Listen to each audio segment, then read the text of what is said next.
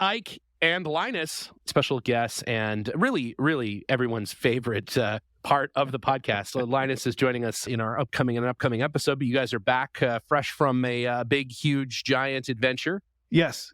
We went to the desert. It was still there. Good to know. Still there. Desert was still there. We saw dunes and abandoned places, cabins, ghost towns, random camels. Animals, unusual animals. Dune, the film Dune on Laserdisc. Pretty sure. It's a pretty good sequel.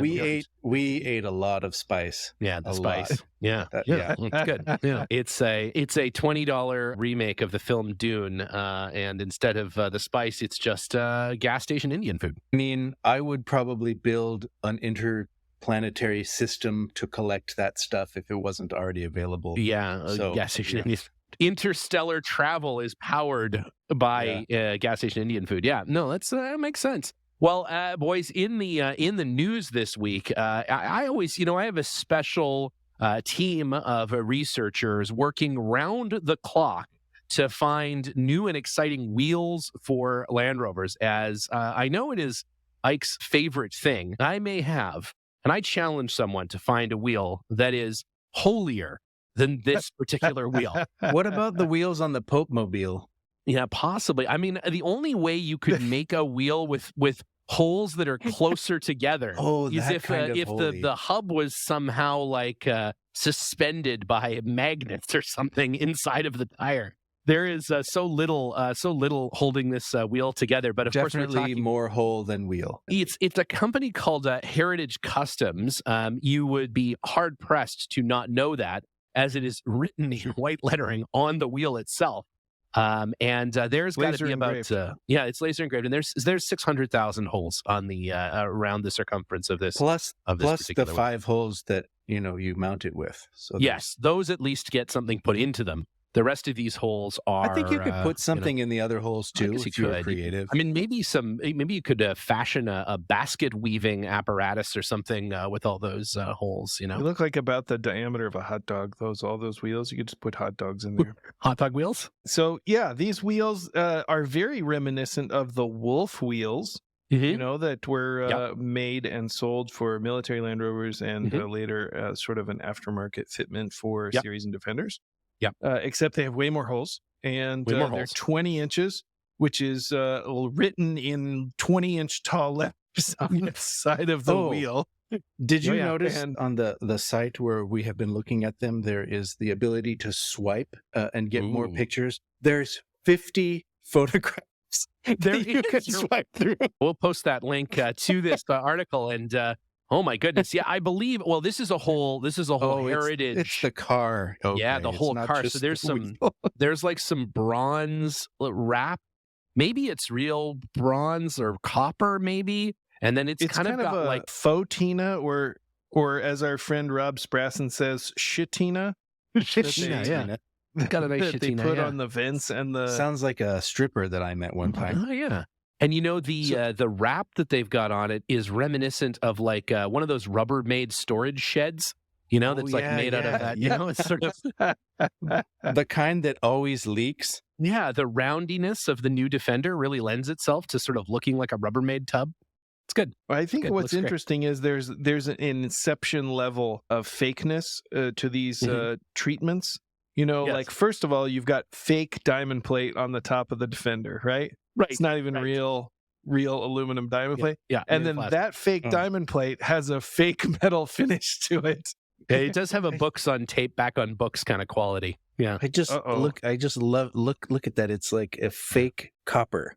Yeah. Fake copper. It is. Yeah. It's like someone took like the Rub and Buff copper. It looks, there is a company that will sell you both rusty and non-rusty metal replacements for those plastic inserts in the hood, but I think it doesn't make it any more structural. Oh yeah, for sure. No. It doesn't make it any more structural. They want to make it seem like it's part of an oil derrick that's been sitting in the ocean for like 20 years. Yeah, exactly. So really, it's just plastic. Yeah, it's an old timey like windmill from a farm in Missouri, but nope, not at all. So sprayed on. This is amazing. Out of a can. You texted me the link to look at those wheels, Stephen.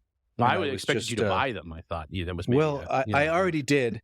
That was on his wish list for Christmas. Yeah. That's why I had 5 stockings hanging in my Land Rover, you guys. I just realized I was scrolling back through our conversation, and I remembered that I sent you this photograph of this T-Fender. Oh, yes, of course, the T-Fender. We probably need to talk about this thing. Absolutely. Talk about this thing. Yeah, the humble station wagon by Toyota has been defenderized thanks to Japanese tuner ESB Style. And they're also, that's coincidentally also my favorite Japanese pop band, ESB Style. It's great. They do some good stuff. It's kind of like Gangnam Style. Yeah, it's great. They got some good stuff. But no, this is kind of incredible. It's a Toyota van, sort of station wagon sort of thing that we don't get here at all. And they have changed the front fascia much, they gave it the little D treatment is what they've done. They've gone through and they've little D'd this Toyota van. For those listeners that don't know what Stephen is talking about when he was referring to little D, it is a Suzuki Jimny body kit that is applied to a Suzuki Jimny to make it look like a Defender. Yeah. And because the Jimny is so much smaller in stature than the Defender, it's called the Little D. That's how it's marketed. It's another Japanese auto manufacturer that's taken another Japanese car and made it look like a Defender. But this particular one, the Toyota van, now it's two-wheel drive, isn't it? I'm looking at the website right now. There's a decent little write-up about it on this fabulous website called motorbiscuit.com. And so this thing is actually called the Toyota Pro Box. That is its official name. Okay. And it's available only in Japan. Okay. And also Jamaica, Bolivia, and Peru. Right. All the good ones. So shorter and less expensive version of the succeeded. I'm trying to find out if it's two-wheel drive or if it's got to be two-wheel drive. It feels two-wheel drive just looking at it. But here we go. Yeah, this kit essentially adds the lower air dam that's sort of reminiscent of a Defender, the sort of Defender-ish grille, some letters along the hood, and what might actually be the headlights from a Defender, or at least very close to the headlights from a Defender. The headlights really look kind of like they've just been sort of smashed in there. The rest is actually kind of, it's kind of interesting. It looks like a Russian knockoff of a Land Rover, like it would be like Land Rover, kind of a thing or something. Like it's, it's interesting. It's interesting. There's a Chinese version of the Range Rover that is just a knockoff. I forget what it's called.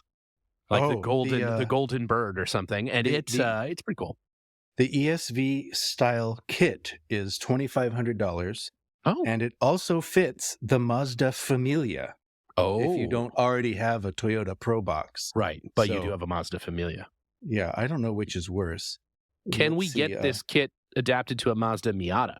That's the question. Well, I mean, anything's possible. It's a Familia is the brand of Mazda Familia. It's like specifically designed Mazda for the van. mob. Yeah, it's a specific. It's another Inception level thing, right? It's just like it's an Italian name on a Japanese car that's trying to be a British vehicle. It's like, what is going on? That's perfect. That's perfect. Well, I'm sure you guys have read in the 900 different magazines that picked up this whisper of, I guess it's news, although I don't feel like it's news. Autoblog is the one that we are referring to, but Autoblog is reporting that the new Defender is reportedly getting an electric variant in 2025.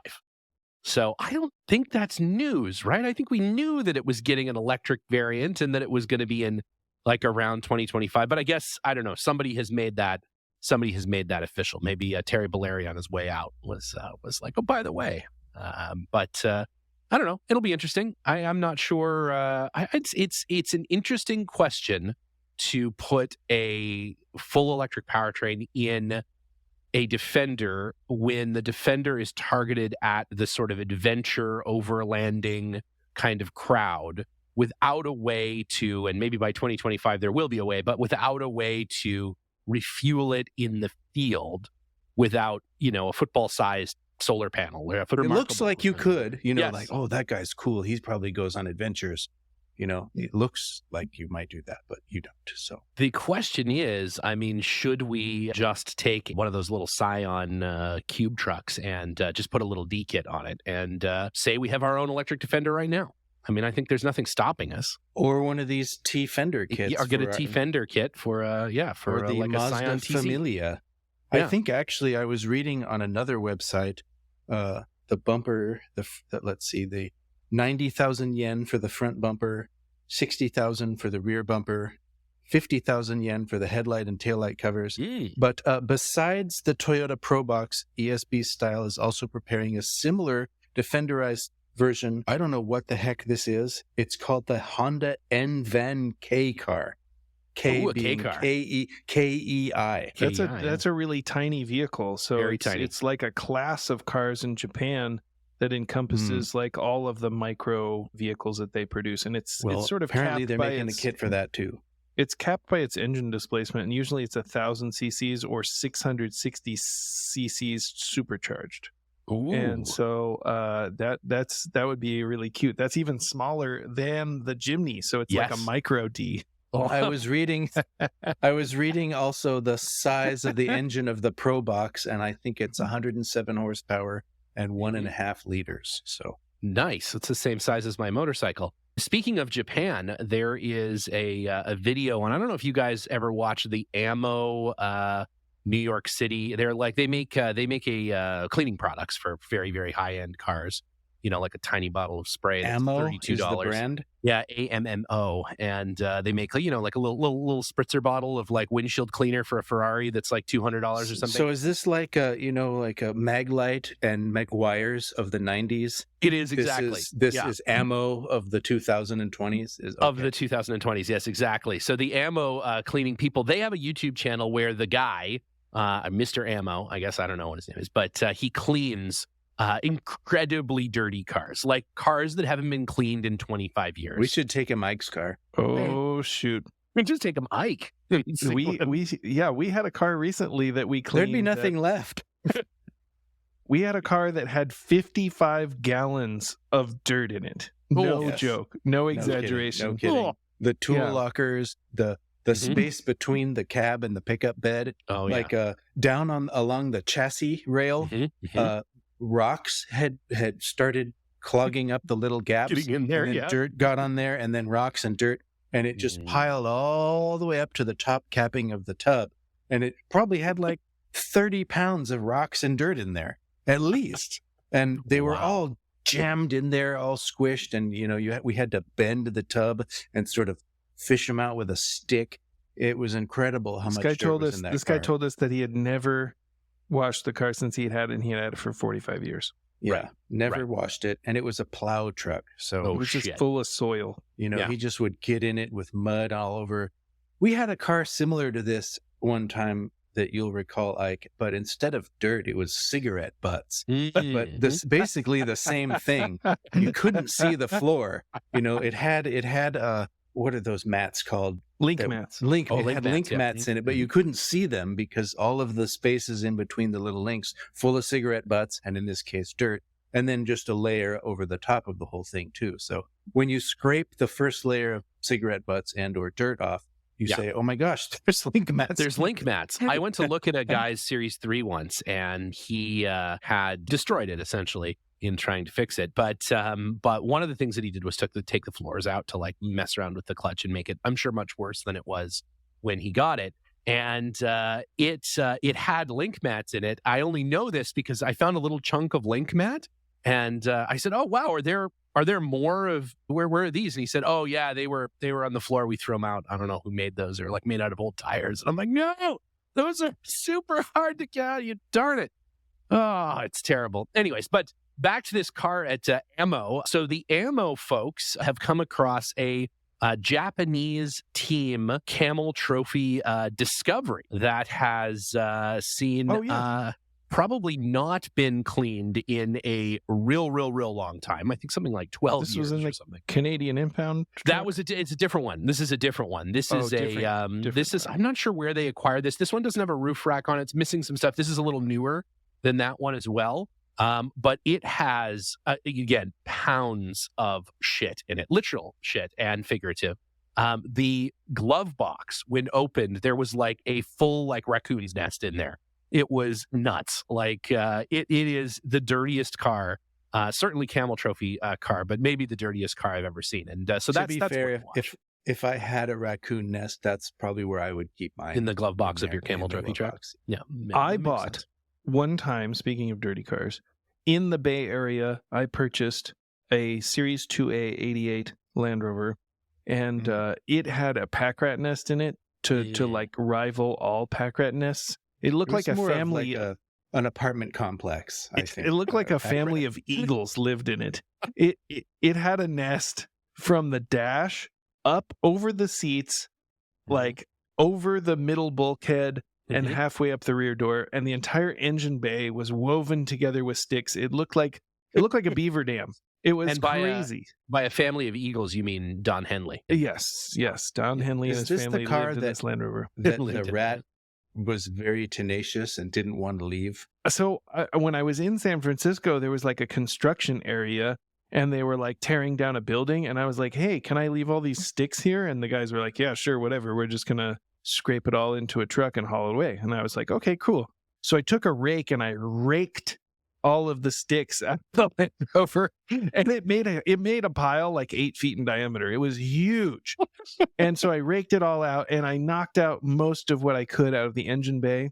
And I loaded it onto the trailer, and I drove all the way back to Oregon, which is, it's like an 8-hour drive. So it's several hundred miles, and it's on the trailer, and it's flapping around, and I get all the way home, and I decide I'm going to bleach this car out. I'm going to pressure wash it. I'm going to clean it real good, because it was pretty unpleasant to be inside of with all that rat mess. So I did that, and I'm like almost done, and I'm like checking the brake fluid, and I turn the cap on the reservoir, and a rat just like jumps straight up out of there. Scared me to death. I like tripped backwards, and it ran away, and we never saw it again. So that's how invasive species populate a new region. That's why the hantavirus is so rampant in Oregon. Yeah. How Land Rovers, explored the world and were the first vehicles seen by many indigenous peoples and all of this. They probably are responsible for quite a lot of invasive. They're the conquistadors of motorized vehicles for sure. Yeah. All the British rats in the world came to their new homes via Land Rovers. Yeah, that's true. It is the first vehicle that most rats have used to get to ever rode in. Yeah, that ever rode in. Yeah, that's right. Yeah. Well, speaking of rats, I don't know if you guys, as you've been away in the desert on a vision quest for the last couple of weeks, but ayahuasca trip. Yeah, an ayahuasca trip. Yeah, we have procured a brand new Underpowered Hour Facebook group, as there has been some call from primarily Ike's mom to interact more with us. Do I have to join it? No, yeah, specifically Linus to interact with a second place to post I'm vintage. Go do it right now. Camping ephemera. That's up and running now. We'll be posting, for instance, all of these interesting links we've been talking about today on the show. We'll be posting them up there on the Facebook group. So if you want to see the wheels full of 1,000 holes, or you wanted to. I love that you don't have to answer any questions. No questions. Anybody, just literally no scrutiny at all. We don't care who you've murdered or whatever. Come on in. Everyone is welcome. We're equal opportunity in that respect. So we have the Facebook group going up. We have brand new Underpowered Hour website going up that will. What was wrong with the old one? Well, there wasn't really one. That's the. So there's there will be one. We're working hard. We're working hard on that, and the never requested YouTube content. So our very first Tip Top Tool Tip went up today, actually. All about a safety wire. And if you watch it, you can see at some point I've stabbed myself in the hand with a safety wire, and I'm bleeding through a good portion of the... That's a good Easter egg. I think we should incorporate that into every Tip Top Tool Tip. It's just like you bleeding. You've cut yourself. Yeah. Have you ever seen the guy? It's like a Middle Eastern fellow. Guy. And he does electrical tips, and he shocks himself in every video. I love the one where He made a heated seat by just like laying bare wires across the surface of the chair and hooking it up to electricity, and it immediately started glowing and melting the chair. He's always shocking himself and touching the soldering iron and burning himself. That's obviously he must be making up some of that, but he's very good at it. And I think while he is acting, I'm pretty sure anyway, he is actually hurting himself. So I think it's still worth watching. Yeah. Well, I can guarantee you there was real blood drawn. Steven bleeds in every video. In every video, I have a small injury that will cause. So if you'd like to see Steven injure himself, please like and subscribe to our YouTube channel. Yeah, it's up there. So we're making our way. We're getting through it. We've got a few hundred subscribers. Pretty good one here from the tub in one of the trucks that we were working on, sliding through my hands as we were unloading it off the trailer. That was the worst. That is the worst. Well, what's been going on in the workshop there while you guys are away? Jason has been sending me parts galore while you guys are away, as I've been working on stuff, new starter motor in the old Series 3, which every part I take out of the Series 3 reveals 2 or 3 more parts that are just wrong or stupid.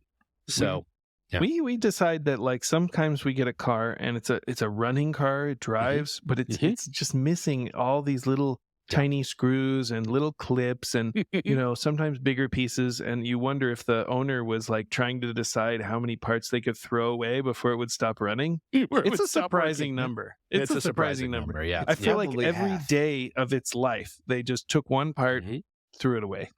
Threw it away. Well, I'm finally done crank starting the Series 3 every time I needed to do something with it, which it is my daily driver for a lot of the time. So that's awesome. I'm very lazy when it comes to fixing things.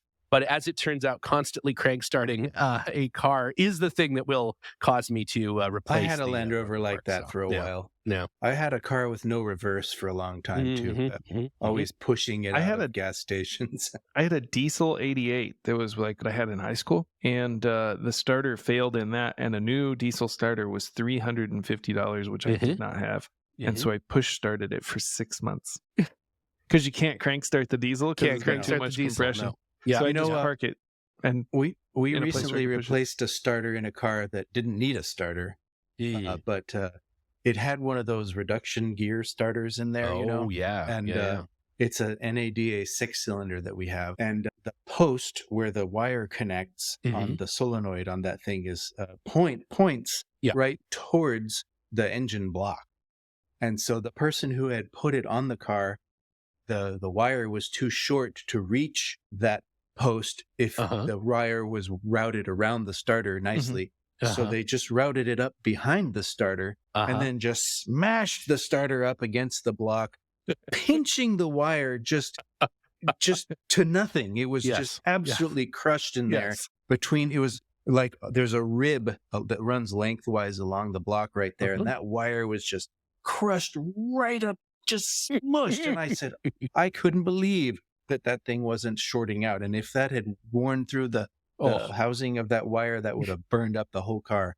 So tiny arc welder. We replaced that starter with a stock one and ran the wire the right way. Yeah, what is your thinking on the reduction starters? Do you guys like them? Is it necessary?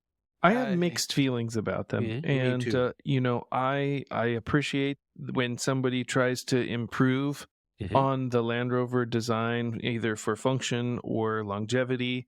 I think my biggest complaints about the gear reduction starter is that usually it's an adapter, right? And the gear reduction starter is an adapter from a commonly available, often Chinese produced starter to the Land Rover flywheel.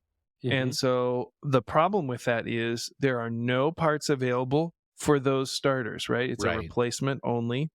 And you don't know what it came from or where it is, or you don't know anything about it, right? And so for that reason, I don't like them because they're not a repairable unit typically. And the other reason that I have questions about them is that I've seen some that have actually damaged the flywheel ring gear. and chewed up those items. I think it's sort of the situation where you get people who are like, oh, parabolic springs are the best because they've never driven a good set of semi-elliptic springs. Right. Mm-hmm. The same thing is true with these starters. Like the starter's 60 years old. It's never been rebuilt. It's sluggish. It has bad connections. Yeah. It should turn the engine over with plenty of gusto to start it. Yeah. The original starters are very durable. They last a long time. Parts are available for them, brushes, springs, field coils, armatures. You can buy all that stuff to repair the original starter. So I'm kind of in the repair it rather than replace it camp. And for that reason, I tend to lean towards using the original starters just because I don't like these pieces that are non-serviceable, right? Right. Yeah. And there's really nothing wrong with the stock starters. Even in the very cold weather, they turn the engine over. No problem. Yeah, no problem. No, my Series 3 starts on like a half a crank. Like it's almost immediate. Thank God, because I've been hand cranking it for the last 6 weeks. But no, it starts right away. That reminds me, you're getting a box of broken parts back from the box of working parts. We have a lot of those. We have a lot of those. So I'm going to send you that starter to rebuild. I think it was our friend Maurice that Horsepower Heritage. Oh yeah, on Instagram. And he has his own podcast. Yeah, he does. It's a great podcast. But I think it was he who had who first mentioned the ring gear wear to me. Because if you think about it, like an engine has 4 cylinders and those have compression on certain strokes. So the engine tends to come to a stop in 4 places, right? Right. Yeah. So when you go to start the car, your starter is always hitting one of 4 places. You're right. On your ring gear. Yeah. So like that excessively torquey starter going wham in that spot, it broke one of his ring gear teeth right off or something. It wore and it was just grinding and spinning against that. And so that was my first experience hearing about that issue. And I had a diesel for a while and I had the original starter in it. And I ordered a mean green starter for it, I think, when you could still buy those. I don't know if you can. It took a year to get it or longer first. That was a problem. But I had to use it because you couldn't get the starter in and out of that truck without taking the exhaust system apart. Yeah. And that became, like something I didn't want to have to deal with. So I ended up putting one of those gear reduction starters on. On a diesel, it does make it crank nice. Yeah, I think that is a good point. The diesel is maybe an exception to that. The diesel starters, the factory diesel those starters. Those things are huge. They're very big. And very big. And those cars have a lot of compression. They're 23-1, whereas a modern diesel's like 17-1. Yeah. So they're working against a lot of force. But the ring gear is largely the same as the petrol version. So you still have to be careful with those ring gears. The flywheel is different on the diesel, but I think the ring gear is the same. It's the same, yeah. Yeah, we put one of those gear reduction starters in a Mercedes engine conversion recently, and it was just a horrible, horrible nightmare. It was some generic starter with an adapter. Also mean green. Yeah, and the adapter had to be modified because I don't remember, the holes were not quite in the right spot. We had to enlarge the holes, and then they make it like so you can clock it in all these different positions. Oh, right. Yeah, sure. Yeah. It was just not a pleasant experience. The starter was one of the worst parts of that engine conversion dealing thing. But in the end, it did work, and I ended up talking to the people there, and they said that they don't even make the adapter or something like that, but they've had so much trouble with it and so many issues that they discontinued it. Oh, wow. So that was the last... You put an end to it, Linus. The last mean green starter that fits a Mercedes 240 diesel engine that you could have bought. That was the last one. They don't make it anymore. Well, there you go. You'll also be happy to know that I finally replaced the throttle cable in the Stage 1. And, that's awesome. That's because it completely broke. Does it run now? I've been driving that car for the last couple of weeks just on the choke in low range. So that's that's not a super fun way to drive that car. But that's all fixed. And it actually made a huge difference. That throttle cable that was in there was obviously something was wrong with it because, with a new throttle cable in there, it's nice and smooth. Speaking of your cars that are broken, what's going on with your transmission Freelander situation? Oh yeah, well, saga. Oh, what a saga it is too. Well, there's an issue we're sorting out in that, and we're still trying to get to the bottom of it. But there is coolant in the transmission and oil in the transmission cooler. So that's normal, right? That's the opposite of what that needs to be. So normal, we're currently diagnosing that issue. I'm not sure if that's an internal or an external issue, but we're going through that. And I think there's more to that story, and we need more details on that when it becomes available. Yeah, once a full forensic evaluation of that has happened, then we'll do a special show just on that. But I have been in touch with our good friend Harold over there at the Jag Speed, of course, one of the contributors to the Center Steer podcast, and he has John Kasich's Freelander that chimney fell on top of.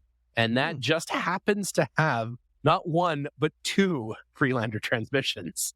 It has a transmission that I guess is just with it, and it has another transmission, of course, in the car. And Harold said it ran, and to the best of his knowledge, the new transmission will run as well. It's not new, but it was taken out of a running car. The only catch is I have to take the entire thing. I have to take the whole car. The whole car. That sounds like something you would love. Is there a place that rebuilds Freelander transmissions? Well, I have found a place that will rebuild the Freelander transmission. They're looking in to see if this one will be rebuildable, seeing as it ran on coolant for how long? Some time. Hard to say.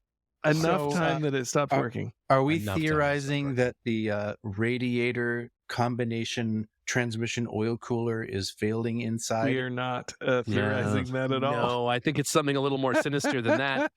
We're not exactly sure. So research is being done. The mechanic filled the transmission with coolant. Who can say? Who can say? We're looking into it. It's being looked into. So we'll see. We'll see what happens. But when I was a kid, there was a 1966 Cadillac parked in the bushes by my house, and I used to go over there and play in that car. I think that's isn't that the plot to It, the killer clown? Yes, that's Christine. I think that's Christine. Right. But I used to take the garden hose and fill up the gas tank because I thought that was really smart. That was fun. Yeah. So somebody somewhere had to wonder why there was 40 gallons of water for that gas tank. Well, yeah. I mean, that car went to the junkyard, so nobody had to fix one may too. We'll see. We'll see. It. There may be a trip out to Pittsburgh to pick up John's chimney crushed Freelander. So it couldn't you just ship it? Parts of it. I could, but where's the fun in that? It's I think if Phil, should tell him that you're gonna ship the transmission separate from the car, and could he put the transmission on a pallet? Pick up on different days. Be like, they didn't show up. I don't know. Just say he'll be there any day now. He'll be there any day. I'm pretty sure he's coming. Just don't worry. Hold tight.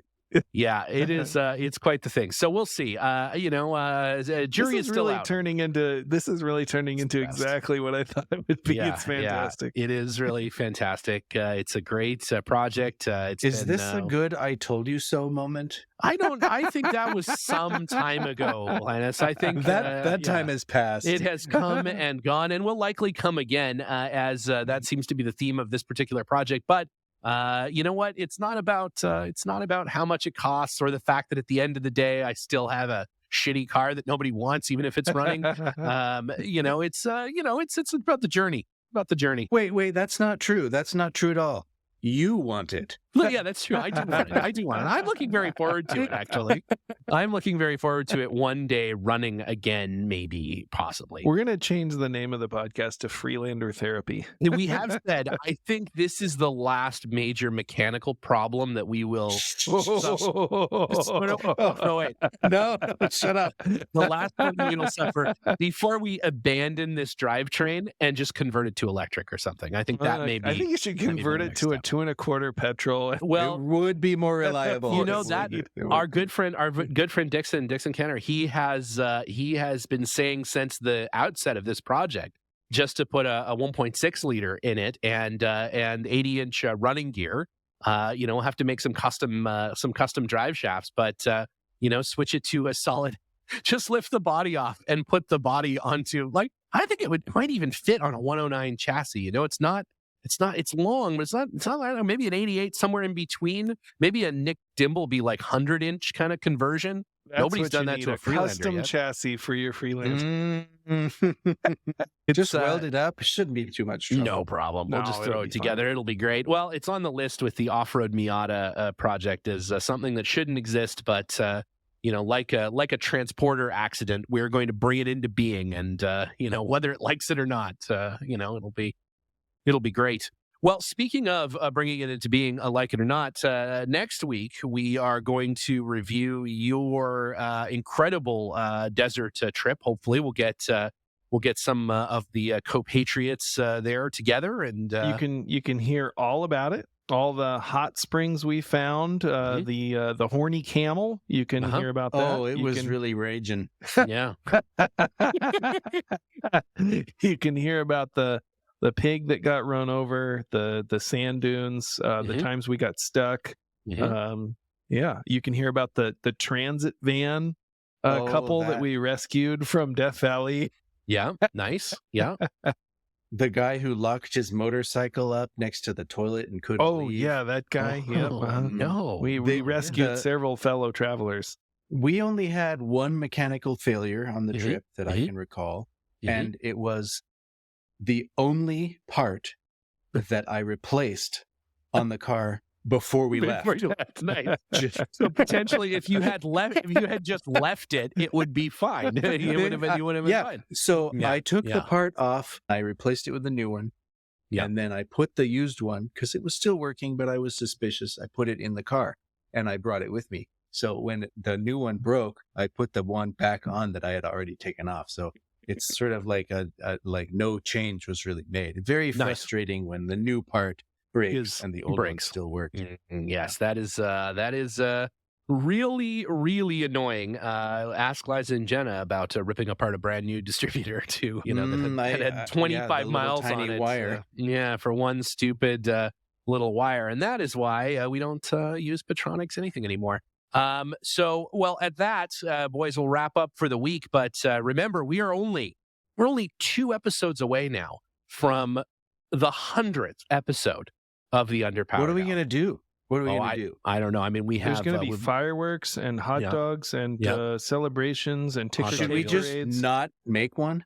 We're going to go 99 right and then go to 101. 101. Yeah. And just talk about how great the 100th episode was. Yeah. And everybody will think they didn't download it. Like, what happened? Where did it go? It's much like the first episode. As you know, the public technically has only heard, even though this is our 98th episode, 97 episodes, because the first episode we never released because of some technical difficulties. It was lost. So is that the one where you reviewed Nando's? That is the first. That's how we kicked off the show, actually. Well, at any rate, it's been a slice as always. If you don't, for whatever reason, if you haven't headed over to the old Underpowered Hour shop on the old internet there to get yourself any number of wonderful stickers or T-shirts or different ephemera, we're working on a Linus line of apparel. Which I think will sell very well. I think people will be really into it. Each piece will be individually worn by Linus before we send it out. So, but no matter what piece of clothing it is, it will all have been previously worn only in one way. Yes, that's right. Yeah, that's right. Like, yeah. I'm not going to, if it's a hat, it's still going to have been used as underwear. As underwear, if it's if it's a shirt, it'll still have been used as underwear. So they will all arrive warm, no matter how long it takes to get. I also, I did make a post on our Underpowered Hour community here, a picture of the smoking dash of podcasting. Oh, there he is. Look at that. There you go. So during our time, I have made a post there. So Linus is the ultimate multitasker. He rebuilt a Coleman lamp, posted on the Facebook. and knit a new Linus toque while we were talking. So, well, at that, thanks again. Hey, you know what? If you feel the urge, Linus, to head over to the Apple Podcasts app, why not leave a positive review for your third favorite Land Rover podcast, the Underpowered Hour? That is a very helpful thing. If are you somehow noticing that I haven't done that already? Yeah, I've read each, I scrutinize each one, and I will pen an individual letter to each person thanking them for leaving a review, as I am highly competitive. So, liking your own post on Facebook, isn't that just sort of It's silly? Exactly right. I have an army of people liking stuff on all of the socials. Very important to me to be at the top of that pile. So it is a pleasure, Linus, as always. Ike, good to know you got back from the desert safe and sound. Looking forward to hearing all about it next week. And man, getting ready. Get the tuxedos pressed and, iron the red carpets and, whatever, lubricate the velvet ropes for the big 100th episode. I've been licking the golden envelopes all day. That's what she said. All right. Bye. It's been a slice. See you next week on the trail.